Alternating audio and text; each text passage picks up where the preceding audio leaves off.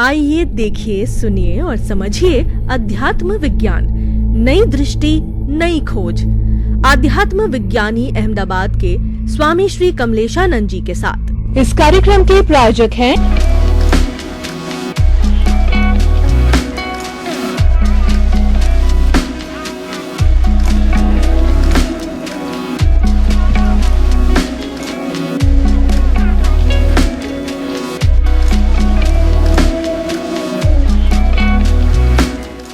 भाई और बहनों, दर्शकगण, श्रोतागण, मातृशक्ति को नमन।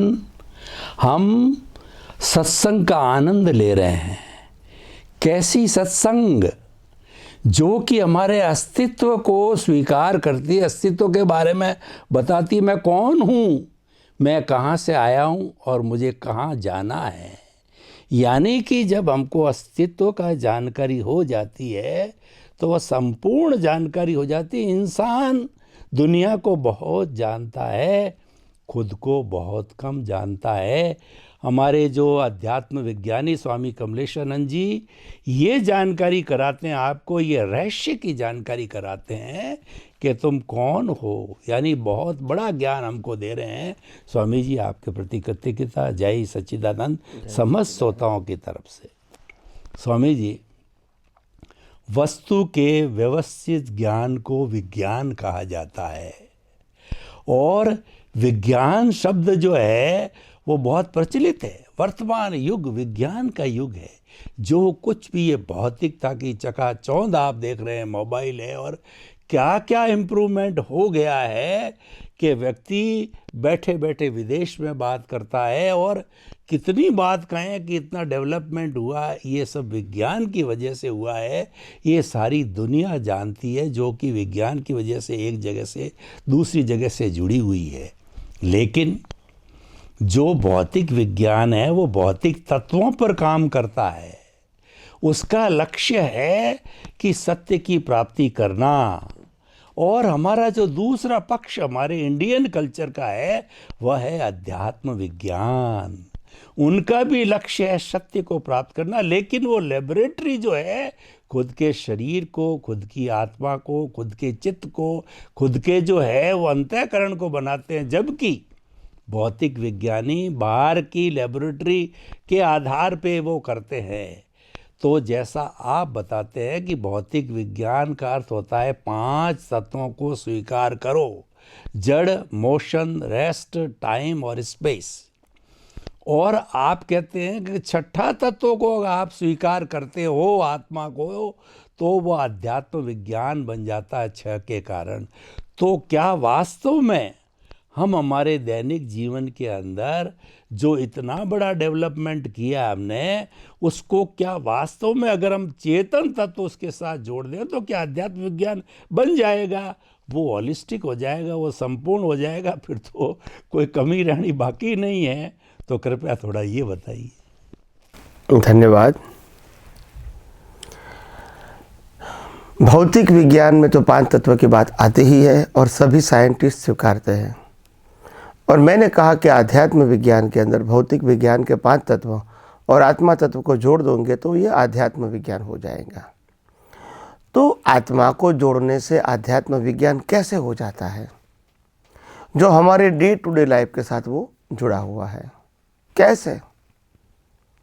तो जब आत्मा तत्व की बात आएगी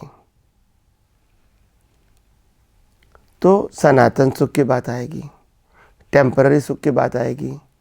जब आत्मा तत्व की बात आएगी तो कर्म की बात आएगी, कर्म फल की बात आएगी, यानी कॉज एंड इफेक्ट की बात आएगी। जब आत्मा की बात आएगी तो बंधन की बात आएगी, मुक्ति की बात आएगी। जब आत्मा की बात आएगी तो पुनर्जन्म की बात आएगी। यानी हर शब्द आत्मा के आधार से जुड़ा हुआ है। अगर आत्मा नहीं है तो सनातन सुख की बात, मोक्ष की बात नहीं होगी। अगर आत्मा नहीं होगा तो कर्म और कर्मफल की बात नहीं आएगी। अगर आत्मा नहीं होता तो जन्म, जीवन, मृत्यु नहीं होता। अगर आत्मा नहीं होता तो चारे गति नहीं होती। तो इसीलिए आत्मा तत्व जोड़ने से ये पूरा जो साइंस एकेंद्रिय से पंचेंद्रिय, मनुष्य और चारे गति, ये सब कुछ आता है। कर्म और कर्मफल आता है, पुनर्जन्म की बातें आती है, बंधन की बातें आती है, मुक्ति की बातें आती है, टेम्पररी सुख की बातें आती है, सनातन सुख की बात आती है। और कैसे कर्म बनते हैं, कैसे कर्म फल आते हैं, वो भी आत्मा नहीं है तो कर्म और कर्मफल नहीं है। क्या कोई व्यक्ति बिना आत्मा कर्म चार्ज कर सकता है? नहीं कर सकता है। क्या कोई भी जीव बिना आत्मा की हाजिरी कर्मों के भुगतान कर सकता है? नहीं कर सकता है। अगर शरीर के अंदर आत्मा है तभी तो हम कर्म चार्ज करेंगे। अगर शरीर के अंदर आत्मा है तभी तो हम कर्मों के भुगतान कर सकते हैं। अगर शरीर में से आत्मा निकल जाने के बाद शरीर को जला दिया जाता है, क्या वो भुगतान है? नहीं है, वो तो जड़ का स्वभाव हो गया। तो भुगतान का मतलब होता है आत्मा है तभी तो आप अनुभव कर सकते हैं सुख और दुख का। आत्मा है तभी तो आप राग द्वेष कर सकते हैं अज्ञानता से। अगर आत्मा नहीं है, राग द्वेष कैसे होगा? आत्मा नहीं है, दृष्टि कैसे होगी? आत्मा नहीं है, अनुभव कैसे होगा? आत्मा नहीं है तो रिलेटिव सत्य का ज्ञान कैसे होगा? तो ये सब बातें आत्मा के साथ जुड़ी हुई है। तो आत्मा शब्द भले छोटा है मगर उनके साथ हजारों लाखों जीवों का कनेक्शन है, संसार और मोक्ष का कनेक्शन है। पांचों इंद्रियों के जीव, मनुष्य, देवलोक, नरकलोक जुड़ा हुआ है, पाप पुण्य से जुड़ा हुआ है, कॉज एंड इफेक्ट से जुड़ा हुआ है, पुनर्जन्म से जुड़ा हुआ है। तो ये सब बातें आत्मा आने के बाद होती है। तो यानी आत्मा शब्द को नहीं जाना, आत्मा को ही नहीं माना जाना, मतलब ये पूरा सब्जेक्ट आपका नहीं रहेगा। तो पांच जो तत्व है, जड़, गतिसहायक, स्थितिसहायक, टाइम एंड स्पेस, अगर ये ही जान लोगे तो केवल भौतिक विज्ञान आएगा, आध्यात्म नहीं आएगा और मनुष्य के साथ जुड़ा हुआ विज्ञान भी नहीं आएगा। भौतिक विज्ञान आप समझ सकते हैं, विनाशी चीज़ों का बिगिनिंग, एंड और विनाशी चीज़ों की अवस्था का ज्ञान आप पांच तत्वों से समझ सकते हैं। मगर जब शरीर की बात आएगी और शरीर के साथ जुड़ा हुआ आत्मा की बात आएगी तभी ये बातें जुड़ती जाएगी कि कर्म किसको कहते हैं, पुनर्जन्म किसको कहते हैं, मान्यता का सुख किसको कहते हैं, सनातन सुख किसको कहते हैं, देवलोक किसको कहते हैं, नरक लोक किसको कहते हैं, पशु योनि किसको कहते हैं, एकेंद्रिय से पंचेंद्रिय किसको कहते हैं, चारे प्रकार की गति किसको कहते हैं, बुद्धि किसको कहते हैं और केवल ज्ञान किसको कहते हैं, तो पुरुषार्थ किसको कहते हैं, प्रारब्ध किसको कहते हैं, कर्म और कर्म फल किसको कहते हैं। ये सब बातें कब आएगी? जब आत्मा तत्व आएगा। तो आत्मा नहीं आएगा तो ये पूरा पैकेज नहीं आएगा। और इसीलिए आत्मा तत्व तो एक टाइटल है, उसकी गहराई में बहुत कुछ बातें हैं। तो आइए हम सब आध्यात्म विज्ञान में धीरे धीरे ये सब बातें समझने लगेंगे, क्योंकि ये बहुत इम्पोर्टेंट बातें हमारे जीवन में है। बिना सनातन सत्य जाना हमारा डेवलपमेंट, प्रगति संभव नहीं है। और बिना सनातन सत्य जाने टेंशन मुक्त होना संभव नहीं है। बिना सनातन सत्य जाने कर्म बंधन से या कर्म बंधन से मुक्ति पाना संभव नहीं है। बिना सनातन सत्य जाने देहाध्यास को तोड़ना संभव नहीं है। और बिना सत्य जाने, सनातन सत्य जाने अज्ञान को मिटाने का संभव नहीं है। बिना सनातन सत्य जाने केवल दर्शन और केवल ज्ञान प्राप्त करना भी संभव नहीं है। तो आइए हम सब यही आध्यात्मिक ज्ञान को और गौर से और डीप से जानने की, समझने की कोशिश करेंगे और अपने ही दृष्टि को और परिपक्व, डीप और विशाल बनाएंगे। स्वामी जी, आपके जो मुखारबिंद से निकला हुआ इस प्रवचन से हमारे श्रोता लोग ये समझे कि आध्यात्म विज्ञान होलिस्टिक है और आध्यात्म विज्ञान की एक ब्रांच भौतिक विज्ञान है, क्योंकि आध्यात्म विज्ञान भौतिक विज्ञान को स्वीकार करता है और अकेला आध्यात्म विज्ञान लें तो अधूरा है और अकेला भौतिक विज्ञान लेने से वो अधूरा रह जाता है। दोनों का समन्वय करने से होलिस्टिक हो जाता है, क्योंकि आप जो बात कह रहे हैं वो हमारे शास्त्र भी यही कह रहे हैं, जे एगे जाने ते सब्बे जाने, जे सब्बे जाने से एगे जाने। जिसने एक तत्व को जान लिया, पूरे ब्रह्मांड को जान लिया, जो पूरे ब्रह्मांड को संक्षिप्त में जानना चाहता है वो केवल एक आत्म तत्व को जान ले। जे पिंडे ते ब्रह्मांडे, जो आपका पिंड है ये, वो ब्रह्मांड का प्रतिनिधित्व करने वाले, इसको जान लो, उसको जान लिया, उसको जान लो, इसको जान लिया। तो ये सारी समन्वित बातें आपने बताई तो हमारे श्रोता लोग बहुत प्रभावित हुए, बहुत संतुष्ट हुए और इनको एक सनातन सत्य मिला। आपके प्रति बहुत बहुत कृतज्ञता। स्वामी जी, अभी हम विज्ञान की बात कर रहे हैं तो मेरा एक रियल अनुभव आपके सामने रखना चाहता हूँ कि कन्हू दादाजी जब विराजमान थे तो जनवरी अभी जो है वो 19 के अंदर, जबकि ये कोरोना नहीं आया था, उसके जस्ट पहले की बात कह रहा हूँ मैं, यानी हमारे यहाँ मार्च में कोरोना चालू हुआ, उसके जस्ट पहले ही एक इंटरनेशनल वर्ल्ड कॉन्फ्रेंस रखी गई थी। वो अपने दार्शनिक परिषद ऑफ इंडिया के अध्यक्ष वगैरह हम लोग सभी उसके मेंबर हम गए थे, हमको भी बुलाया गया था और विदेशी काफ़ी लोग आए थे, अच्छे अच्छे लोग आए थे, क्योंकि जो इंडियन फिलोसॉफिकल कांग्रेस है उसके वो सदस्य हैं। तो एक अच्छा बहुत अध्यात्म और विज्ञान का समन्वय हुआ। तो एक वैज्ञानिक ने बड़ा प्रश्न किया कि ये आज दो संस्कृतियां चल रही है वर्ल्ड के अंदर, ईस्टर्न फिलोसॉफी और वेस्टर्न फिलोसॉफी। जो हमारी वेस्टर्न फिलोसॉफी है ये भौतिक विज्ञान पर आधारित है। हम आत्मा की बात करते हैं, बहुत मामूली बात करते हैं, समझते कुछ नहीं है, लेकिन भौतिक विज्ञान के हम मास्टर हैं। और आप जो बात करते हो, आप तो प्रारंभ से ही अध्यात्म की बात करते हो और भौतिकता को आप भी मानते हो, लेकिन शब्द यह है कि विज्ञान हमारे यहाँ प्रचलित है और विज्ञान को आपके हिंदुस्तान को छोड़ करके, या हिंदुस्तान भी विज्ञान के अंदर अर्थ मोटे मोटे तौर पे भौतिक विज्ञान से लिया जाता है। तो आपने ये मूल बात पे आता हूँ अनुभव पे कि आपने ये हॉलिस्टिक रिसर्च सेंटर रखा है, तो ये हॉलिस्टिक साइंटिफिक रिसर्च सेंटर रखा है, तो ये हम तो साइंस से जो है ऊब करके आपके यहाँ आ रहे हैं अध्यात्म को पाने के लिए, और आप जिस चीज़ को छोड़ रखा है हमने उस चीज़ को पाने के लिए उसके पीछे पड़े हुए हो, तो ये दोनों विरोधाभास कैसे है? तो कृपया आप अपने एंगल से उस चीज़ को बताइए ताकि कि यह परफेक्ट हो जावे। वो लोग जिस चीज़ की बात कह रहे हैं वो गलत नहीं कह रहे हैं, लेकिन हमें समझाना पड़ेगा उन्हें कि आपकी जो दौड़ है हमारे प्रति वो अच्छी दौड़ है, वो सारा बताइए आप।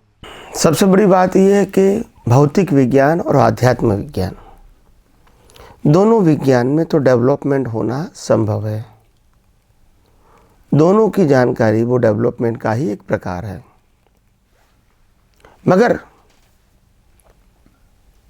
जब आध्यात्म विज्ञान के अंदर कोई भौतिक विज्ञानी प्रवेश करना चाहते हैं तो उनके पास बेसिक डेवलपमेंट चाहिए आध्यात्म में प्रवेश करने के लिए।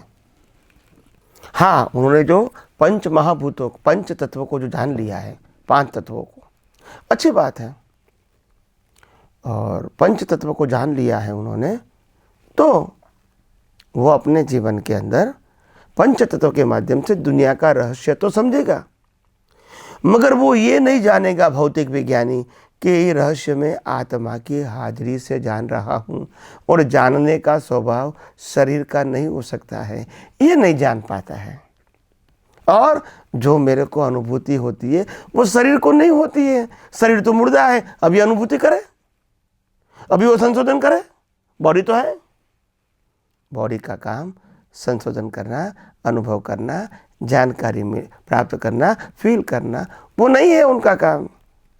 मगर क्योंकि भौतिक विज्ञानी बाहर 5 तत्वों को ही मानते हैं तो बाकी जो मूल तत्व है वो छूट जाता है, और छूट जाने के बाद उसी दिशा में उनकी दृष्टि भी जाती नहीं है, और इसीलिए डेवलप होते हुए भी यह अध्यात्म विज्ञान को समझ नहीं पाते हैं। मगर जब ऐसे भौतिक डेवलपमेंट वाले विज्ञानी अगर अपने जीवन के अंदर आध्यात्म विज्ञान में आना चाहते हैं, समझना चाहते हैं, अनुभव करना चाहते हैं, तो एक बार वो आत्मा तत्व, कर्म का सिद्धांत और पुनर्जन्म का सिद्धांत और कॉज एंड इफेक्ट कैसे काम करता है वो समझ लेगा। सनातन सुख क्या है, बंधन और मुक्ति क्या है, ऐसे थोड़ी सी बातें बेसिक समझ लेगा तो मैं समझता हूँ ये भौतिक विज्ञानी भी आध्यात्म विज्ञान में स्पीड से आगे बढ़ सकते हैं।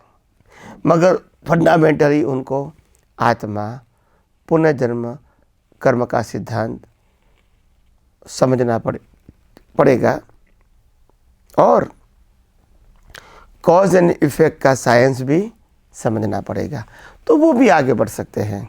मगर बात यह है कि जो भौतिक विज्ञान में डेवलप होते हैं वो आध्यात्म विज्ञान की ओर दृष्टि नहीं करते हैं और जो धर्म के माध्यम से, समाज के माध्यम से जो आध्यात्म की फंडामेंटल बातें जानते हैं, जैसे आत्मा, कर्म का सिद्धांत, पुनर्जन्म का सिद्धांत, बंध और मोक्ष की बात जानते हैं, कर्म और कर्म फल की बात जानते हैं, वो व्यक्ति सनातन सत्य कंप्लीट नहीं जानने से वो भी आध्यात्म मार्ग में आगे नहीं बढ़ सकते हैं। तो दोनों का समन्वय होना चाहिए। क्या बताया? समन्वय। 6 तत्व की जानकारी होनी चाहिए और 6 तत्व से दुनिया कैसे चलती है वो समझ में आएगा, तभी तो अज्ञान निकलेगा, तभी तो मेरा तेरा निकलेगा, तभी तो क्रियाकांड मैं करता हूँ, तुम करता हूँ, वो कर्तापन निकलेगा।